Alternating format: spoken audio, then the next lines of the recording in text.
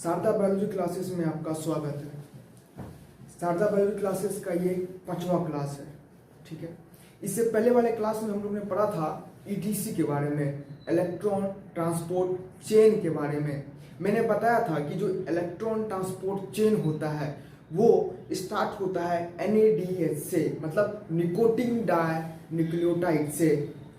अब आज की हम ये बात करेंगे कि जो ये NADH है ना, ये कहाँ से आता है। मैंने कल वाले क्लास में बताया था कि जो ये NADH है ये आता है क्रेब्स साइकिल से, ठीक है। अब मैंने ये भी बताया था आपको कि जब हम ETC कंप्लीट करेंगे तो उसके बाद पहला जो हम लोग का कंपोनेंट होगा, ये जो पहला कॉम्प्लेक्सेस होगा वो हम लोग क्रेब्स साइकिल से शुरू करेंगे। तो आज का टॉपिक हम लोग का क्रेब्स साइकिल का है। चलिए अब चलते हैं क्रेब्स साइकिल की तरफ। जैसा मैंने बताया कि एटीपी फॉर्मेशन होने के 3 तरीके हैं। पहला क्रेब्स साइकिल ये वाला, दूसरा बीटा ऑक्सीडेशन, ठीक है, और तीसरा अपना ETC है। लेकिन तीनों में क्या होता है कि एटीपी का फॉर्मेशन और उसका कैलकुलेशन अलग अलग नंबर पे होता है। वो है क्रेब्स साइकिल। क्रेब्स साइकिल भी मिटोकॉन्ड्रिया में होता है। बस दो तीन बातें हैं। जो क्रेब्स साइकिल है वो यूकैरियोट्स में, मतलब हम लोग के अंदर ये मिटोकॉन्ड्रिया के मैट्रिक्स में होता है। लेकिन उसी तरह यदि हम प्रोकैरियोट्स की बात करें, फॉर एग्जांपल बैक्टीरिया की बात करें, तो बैक्टीरिया में तो मैट्रिक्स होता ही नहीं है, उसमें होता है साइटोसोल। तो जो एक क्रेब्स साइकिल है वो बैक्टीरिया के साइटोसोल में होता है। लेकिन उससे कोई मतलब नहीं है क्या होता है, लेकिन फाइनल प्रोडक्शन जो होता है क्रेब्स साइकिल का वो है एनर्जी। Got it. अब बात करते हैं क्रेब्स साइकिल का। देखिए, क्रेब्स साइकिल को जो साइंटिस्ट ने डिस्कवर्ड किया था उसका नाम था हैंस क्रेब, ठीक है। तो एक इस तरह से ये भी बोला सकता है कि उसी के साइंटिस्ट के नाम पे इसको हम लोग हैंस क्रेब साइकिल भी बोलते हैं। इसका जो दूसरा नाम है वो है साइट्रिक एसिड साइकिल। अब इसको साइट्रिक एसिड साइकिल क्यों बोलते हैं, इसके पीछे का रीजन ये है कि जो क्रेब साइकिल होता है उसमें सेंट्रल रोल प्ले करता है। अब जो ये साइट्रिक एसिड है ना, ये carbohydrate, proteins, okay, and the fat, इस तीनों का एक कनेक्टिंग लिंक होता है। मेरा कहने का ये मतलब है जो कार्बोहाइड्रेट है, ठीक है, और जो प्रोटीन है, ठीक है, और जो फैट है, उस तीनों का कनेक्टिंग लिंक। इसका मतलब ये हुआ कि जो कार्बोहाइड्रेट्स होता है ना वो भी टूटता है तो एनर्जी में कन्वर्ट होता है, और जो अपना प्रोटीन्स होता है वो किसके चेन से बनता है, वो एमिनो एसिड के चेन से बनता है। अब जो ये प्रोटीन्स है इसका भी फाइनल क्या हम लोग को मिलता है, एनर्जी मिलता है, और फैट से भी हमको एनर्जी मिलता है। तो ये जो साइट्रिक एसिड है ना, इस तीनों का कनेक्टिंग लिंक होता है। इतना बात समझ में आ गई। चलिए आगे बढ़ते हैं। अब जो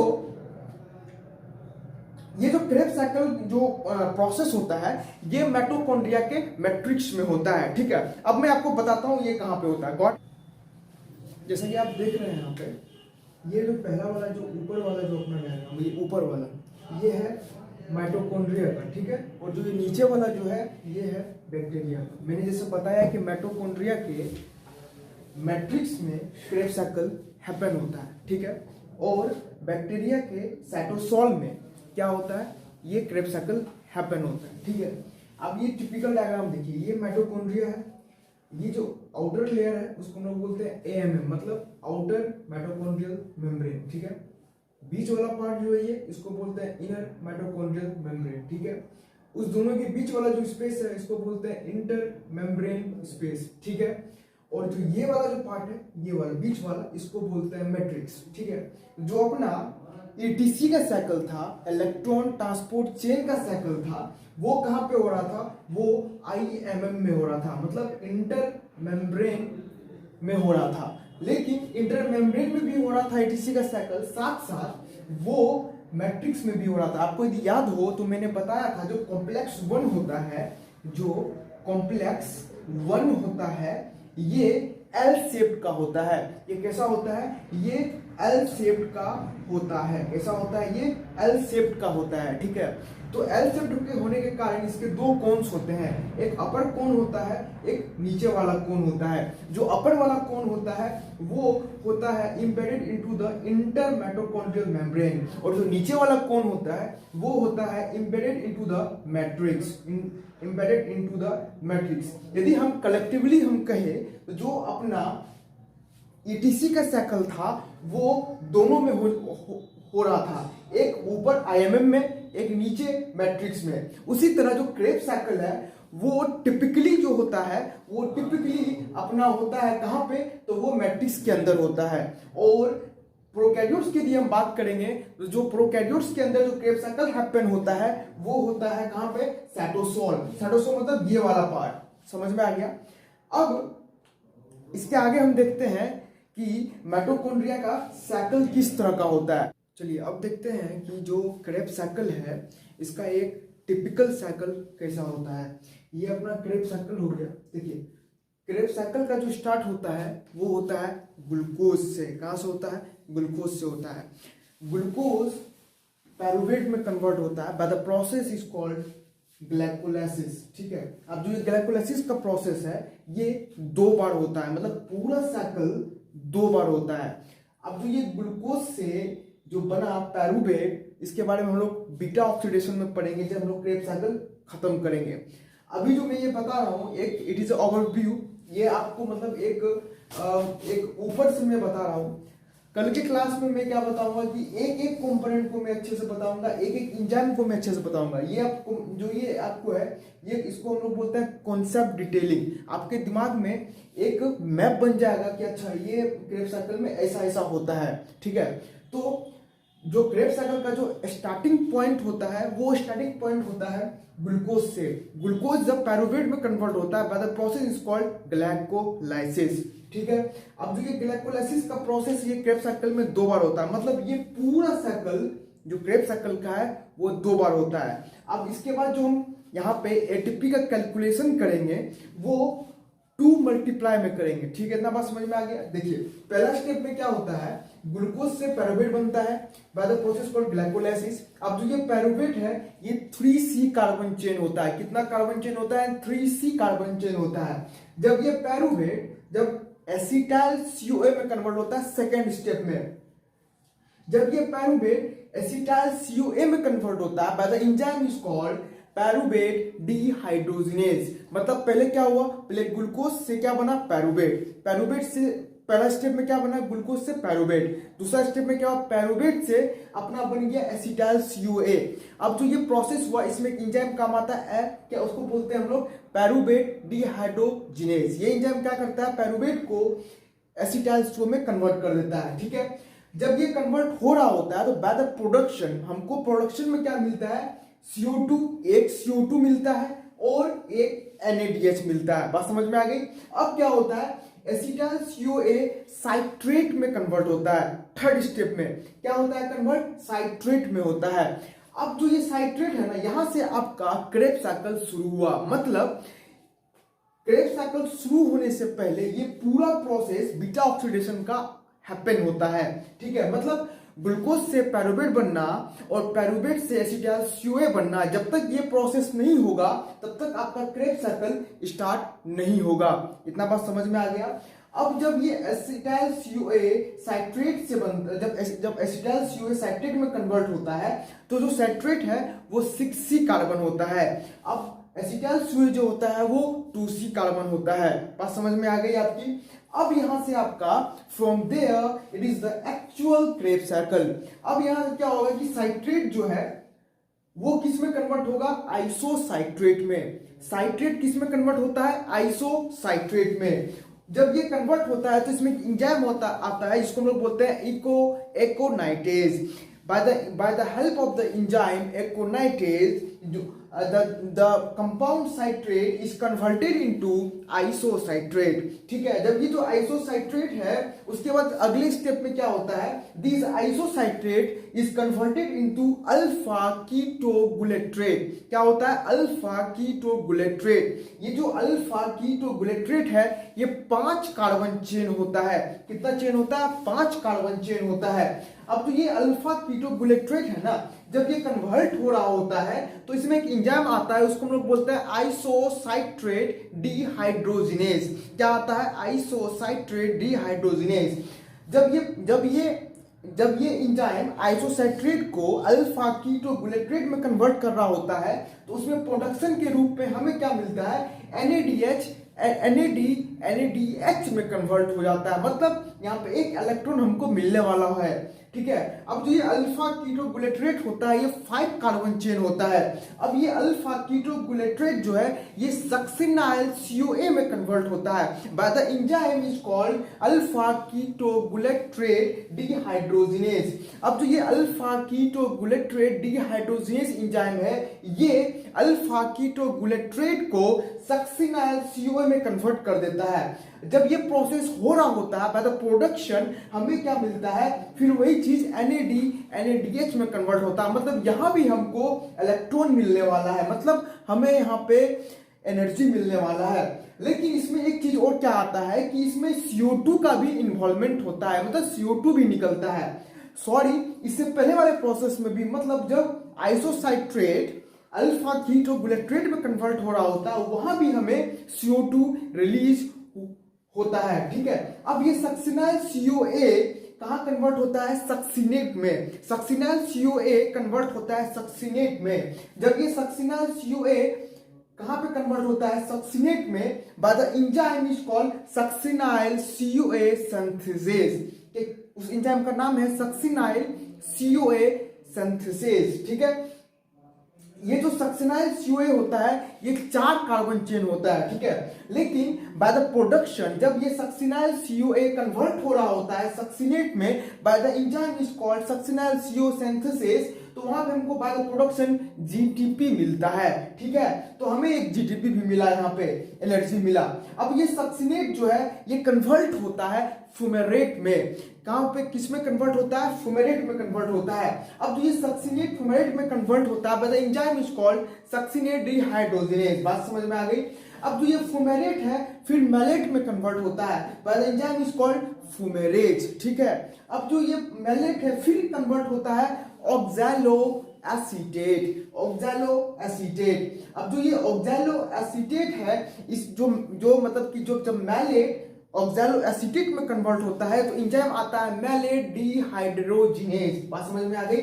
लेकिन बाय द प्रोडक्शन जब ये मैलेट डिहाइड्रोजिनेज जब ये मैलेट को किसमें कन्वर्ट कर रहा होता है, ऑक्सैलो एसीटेट में, तो वहां पे हमें बाय द प्रोडक्शन क्या मिलता है, NADH में कन्वर्ट होता है। मतलब यहां भी हमको इलेक्ट्रॉन मिलने वाला है, मतलब यहां पे हमको एनर्जी मिलने वाला है। अब जो ये ऑक्सैलो एसीटेट है ना ये 4C कार्बन चेन का बना होता है। बात समझ में आ गई। फिर क्या होता है, ये ऑक्सैलो एसीटेट साइट्रेट में कन्वर्ट हो जाता है, मतलब फिर वही प्रोसेस शुरू हो जाता है। एक बार मैं फिर रिपीट कर देता हूं जिससे आपका जो भी बचा कुछ कंफ्यूजन होगा वो दूर हो जाएगा। तो चलिए फिर से शुरू करते हैं। मैंने जैसे बताया क्रेब्स साइकिल जो स्टार्ट होता है उससे पहले कुछ कंपाउंड्स का रिएक्शन हैपन होता है, मतलब ग्लूकोज से पायरुवेट बनना, by the process is called glycolysis. इतना बात समझ में आया। ये पायरुवेट जो है ये कन्वर्ट होता है एसिटाइल CoA में, एसिटाइल CoA में। अब जो ये पायरुवेट है ना एसिटाइल CoA में जब कन्वर्ट हो रहा होता है by the enzyme is called pyruvate dehydrogenase, ठीक है। जब ये प्रोसेस हो रहा होता है तो बाय द प्रोडक्शन हमको CO2 मिलता है और साथ में NADH भी मिलता है, ठीक है। अब तो ये एसिटाइल CoA है फिर कन्वर्ट होता है साइट्रेट में, फिर साइट्रेट से आइसोसाइट्रेट में। जब ये साइट्रेट से आइसोसाइट्रेट में कन्वर्ट होता है by the enzyme is called aconitase, ACONITASE। Aconitase enzyme है जो साइट्रेट को आइसोसाइट्रेट में कन्वर्ट कर देता है। अब ये आइसोसाइट्रेट कन्वर्ट होता है अल्फा कीटोगुलेट्रेट में। अब जो ये अल्फा कीटोगुलेट्रेट है इसमें जो एंजाइम आता है उसको हम लोग बोलते हैं आइसोसाइट्रेट डिहाइड्रोजिनेज। इसमें हमें NADH में कन्वर्ट होता है and we got the CO2, okay. यहाँ पे CO2 का भी रिलीज होता है और NADH में भी कन्वर्ट होता है, मतलब हमें यहाँ पे इलेक्ट्रॉन मिलने वाला है in the form of energy. उसके बाद अल्फा कीटोगुलेट्रेट जो है ये कन्वर्ट होता है सक्सिनाइल CoA में। इसके बीच में एंजाइम जो आता है उसको हम लोग बोलते हैं अल्फा कीटोगुलेट्रेट डिहाइड्रोजिनेज। इतना बात समझ में आ गया। उसके बाद इस प्रोसेस जो हैपन होता है अल्फा कीटोगुलेट्रेट जब सक्सिनाइल CoA में कन्वर्ट होता है तो हमें फिर वही चीज NADH मिलता है, मतलब हमें यहाँ पे हाइड्रोजन मिलने वाला है, मतलब यहाँ पे हमें इलेक्ट्रॉन मिलने वाला है, मतलब यहाँ पे हमें एनर्जी मिलने वाला है और साथ में CO2 भी रिलीज होता है।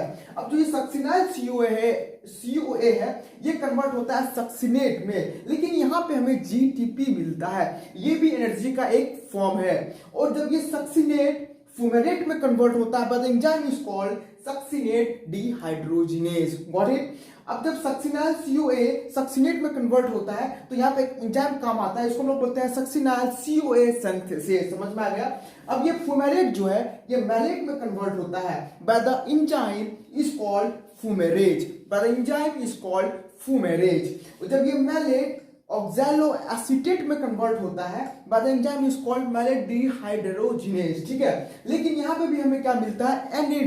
NADH में कन्वर्ट होता है, मतलब हमें यहाँ पे इलेक्ट्रॉन मिल रहा है। ठीक है, और हमें एनर्जी मिल रहा है। और फिर ये ऑक्सैलो एसीटेट दोबारा से फिर उसी सिस्टम में चला जाएगा साइट्रेट में। अब मैंने जैसा बताया कि जब ये ग्लूकोज पायरुवेट में कन्वर्ट हो रहा होता है तो ये साइकिल 2 बार होता है, मतलब कि एक बार होगा फिर दोबारा से ये साइकिल स्टार्ट होगा। अब जो हम लोग नेक्स्ट स्टेप में जो इसका एटीपी कैलकुलेशन करेंगे, उसको जो भी हम लोग पहला एटीपी कैलकुलेशन निकालेंगे उसको हम 2 से मल्टीप्लाई कर देंगे, जिससे हमें एक्चुअल एटीपी का पता चलेगा जो क्रेब्स साइकिल में निकलता है। ठीक है, तो चलते हैं कि क्रेब्स साइकिल जब हो रहा होता है, जब खत्म हो जाता है, in the ending of Krebs cycle हमें कौन कौन से जो प्रोडक्शंस होते हैं इसके हमें मिलते हैं। ठीक है, तो चलिए देखते हैं। चलिए तो देखते हैं कि जो अपना एटीपी जो रिजल्ट होता है क्रेब्स साइकिल में, जब ये खत्म होता है तो उसमें क्या क्या हमें मिलता है। जैसा मैंने बताया कि जब ग्लूकोज पायरुवेट में कन्वर्ट हो रहा होता है तो ये रिएक्शन 2 बार होता है। होल जो क्रेब्स साइकिल होता है वो 2 बार होता है माइटोकॉन्ड्रिया के मैट्रिक्स के अंदर में। ठीक है, तो हम जो कैलकुलेशन करेंगे यहाँ पे वो 2 से मल्टीप्लाई करके करेंगे। समझ में आई बात? चलिए देखते हैं। जो क्रेब्स साइकिल का जो प्रोडक्शन होता है वो 3 NADH होता है, एक FADH2 होता है, एक GTP होता है और 2 कार्बन डाइऑक्साइड होता है। क्या क्या होता है एक बार फिर रिपीट करते हैं, मेरे साथ साथ बोलिएगा।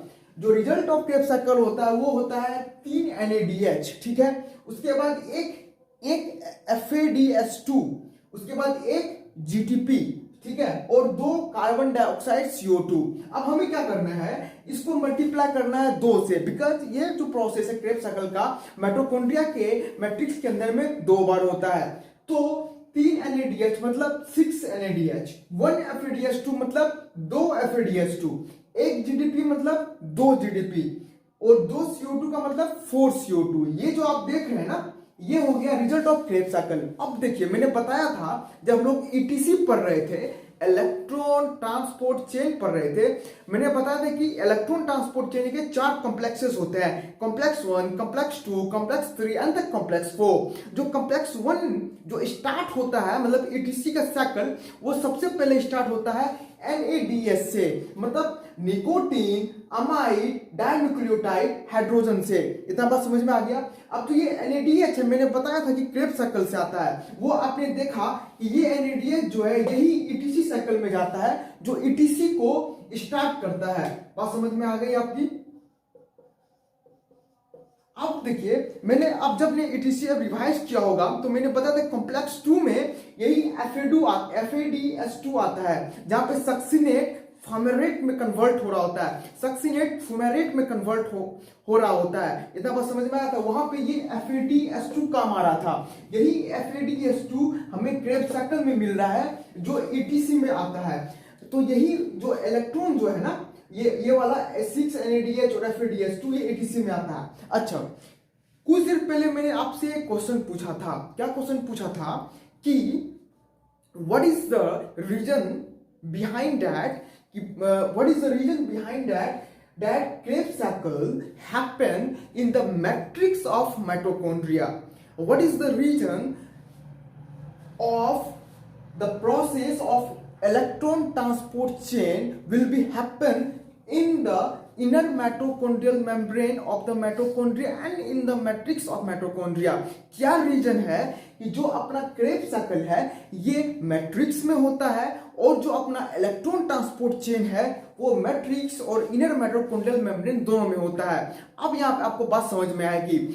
आपने यहाँ पे हल्का भी दिमाग लगाया होगा तो देखा होगा कि जो ये जो ये एनर्जी है या जो हमें हाइड्रोजन्स मिल रहे थे, जो हमें इलेक्ट्रॉन मिल रहे थे, जब ये प्रोसेस क्रेब्स साइकिल का खत्म होता है, जब ये प्रोसेस क्रेब्स साइकिल का खत्म होता है ना, जब ये प्रोसेस क्रेब्स साइकिल का खत्म होता है तो होता क्या है कि जो अपना एक टिपिकल माइटोकॉन्ड्रिया होता है, एक टिपिकल माइटोकॉन्ड्रिया होता है, ठीक है, टिपिकल एक माइटोकॉन्ड्रिया होता है, ठीक है। मैंने ये देखिए, ये हो गया आउटर माइटोकॉन्ड्रियल मेम्ब्रेन, ठीक है, ये हो गया, ये वाला हो गया इनर माइटोकॉन्ड्रियल मेम्ब्रेन। इस दोनों के बीच का स्पेस हो गया क्या, इनर माइटोकॉन्ड्रियल स्पेस, IMS। और नीचे वाला पार्ट जो है ये हो गया अपना मैट्रिक्स, ये हो गया अपना मैट्रिक्स। अब जो ETC होता है, इलेक्ट्रॉन ट्रांसपोर्ट चेन होता है, ये कहाँ होता है, ये इसमें भी होता है, ये L शेप का होता है कॉम्प्लेक्स 1, और यहां भी होता है, ये कॉम्प्लेक्स 1 होता है। और जो अपना क्रेब्स साइकिल है, ये कहां पे होता है, मैट्रिक्स के अंदर होता है। कहां पे होता है, ये मान लीजिए ये मैट्रिक्स के अंदर होता है, मतलब यहां पे होता है, ठीक है, यहां पे होता है। क्या होता है, यहां पे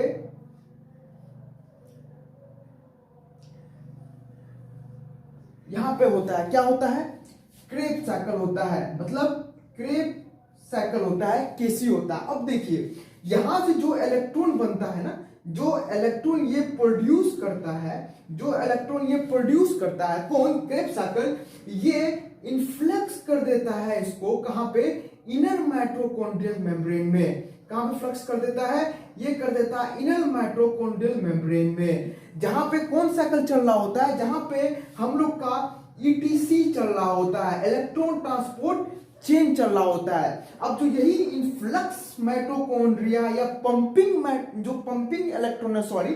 पंपिंग इलेक्ट्रॉन है, ये इलेक्ट्रॉन ETC में यूज हो जाता है। अब आपको बात समझ में आई होगी क्या रीजन होता है कि जो अपना क्रेब्स साइकिल है, ये मैट्रिक्स के अंदर में होता है, कि जब ये प्रोसेस खत्म होता है, जो हमें इलेक्ट्रॉन्स मिलते हैं, वो इलेक्ट्रॉन इनर माइटोकॉन्ड्रियल मेम्ब्रेन में चले जाते हैं, जहां का जो इलेक्ट्रॉन जाते हैं, वही इलेक्ट्रॉन ट्रांसपोर्ट चेन यूज कर पाए। बात समझ में आ गई आपको। अब हम लोग कल इसी चीज को डीपली पढ़ेंगे और अच्छे से पढ़ेंगे, समझे। और उसके बाद जब ये हम लोग पढ़ लेंगे ना, तो उसमें मैं फिर इसका एक ट्रिक बताऊंगा, जो आपको इजिली जितने भी कॉम्प्लेक्सेस हैं, जितने भी एंजाइम्स हैं, जितने भी उसके काम है, कितना NADH बना, कितना FADH2 बना, कितना GDP बना, और लास्ट में कौन कौन से स्टेप में हमें CO2 देखने को मिला, वो भी मैं आपको बताऊंगा एक ट्रिक से, ठीक है। बात समझ में आ गई। अभी आप सिर्फ एक दिमाग में मैप व्यू बना लीजिए कि कौन कौन सा एंजाइम और कौन कौन सा कंपाउंड और किस किस जगह पे CO2 और कहां कहां NADH में कन्वर्ट हो रहा होता है, और कौन कौन सा कंपाउंड कितने कार्बन चेन का बना होता है। ये आप मैप में मतलब कि दिमाग में एक मैप बना लीजिए। Thank you for coming into the Sharda biology classes. I hope आज का क्लास आपको पसंद आया हो। और जैसा मैंने बताया था कि फेसबुक पे अपना पेज है, मैंने उसका लिंक डिस्क्रिप्शन में दे दिया है, please go and check out, क्योंकि मैंने उसमें अच्छे कंटेंट डालना शुरू भी कर दिया और मैं उसमें डाला भी हुआ हूँ, और जितने भी PPT के स्लाइड्स हैं मैं उसमें डालता रहूंगा, ओके। और आप इस चैनल को सब्सक्राइब करें, शारदा बायोलॉजी क्लासेस को सब्सक्राइब करें, लाइक करें, कमेंट करें, और इनके नोटिफिकेशन बेल को भी दबाएं।